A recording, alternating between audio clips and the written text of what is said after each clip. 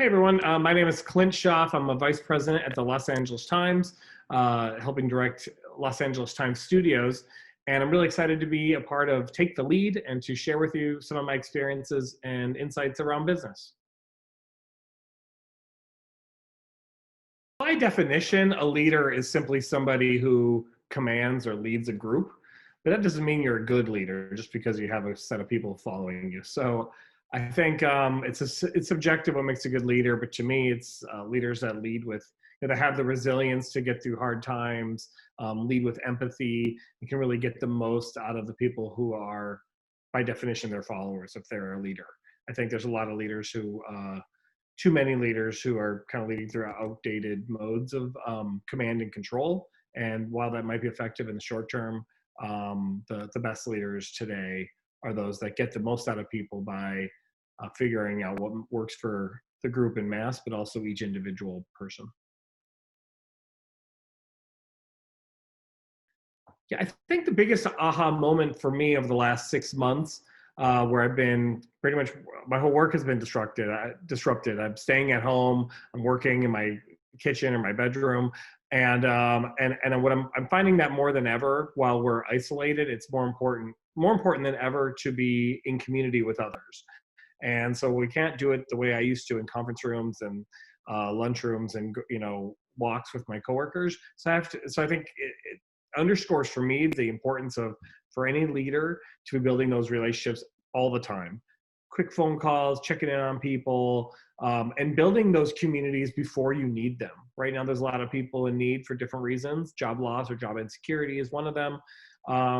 It's pretty hard to rebuild those networks right now. But for those people who invested a lot over many years prior to right now, they can tap into those communities and those tribes that they developed. And so if you don't already have that, that's unfortunate, but there are things you can do now to build that. And that's the most important aha moment for me, has been foster what I already have, but continue to try to grow it, because not only is it fun, but it's just important for business. So one simple behavior that that's made a big difference for me as a leader and with the team that I manage, both my direct reports and the wider team, has been to actually try to kind of put aside the business convention that says you should wholly separate business life from personal life, and actually look for business appropriate ways to integrate those two things.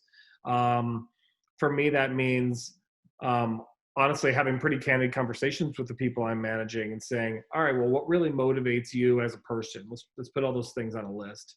And then let's look at what our organization's needs are. Let's put those on a list. And then where there's overlap on those two, let's try to have you spend almost all your time on those things, because there's a win-win there.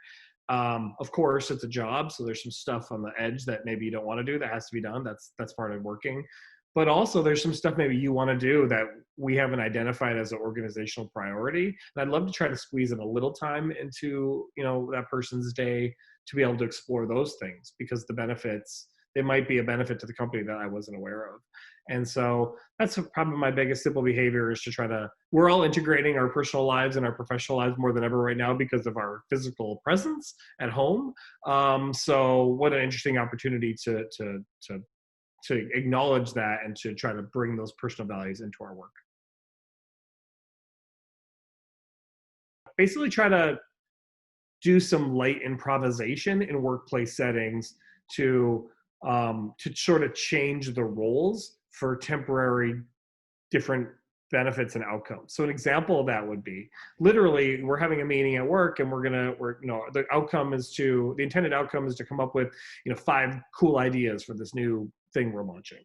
All right, well, we could just do it normally, which would mean that the highest status person in the room would set the stage, and then everyone would say a bunch of things that are meant to please the person with the highest status in the room. And then success is whether or not the person with the highest status in the room wrote it on the white chart or the flip chart, or if they nodded their head in agreement or whatever, and or they yes-anded it with more information. That's the normal corporate game we play. So we could change the corporate game for a moment in time and say, all right, for this hour, this person who's been asking for more leadership opportunities, maybe a mid-level manager, or maybe even the youngest person in the room, or the person who's the most silent in the meeting. For this, you're running this meeting, and here are the outcomes. But however we get there, it's on you to do it. And then we can give that chance to the person to develop, but also to have their voice heard in such a way that not only changes the results of that meeting, but then that person in another meeting where they're not leading will feel more empowered to be vocal in a way they hadn't been prior. One of the benefits of using kind of improv style games in order to allow for a larger set of voices to find themselves in the conversation is that all the participants have a little bit more empathy for the other roles they don't usually play.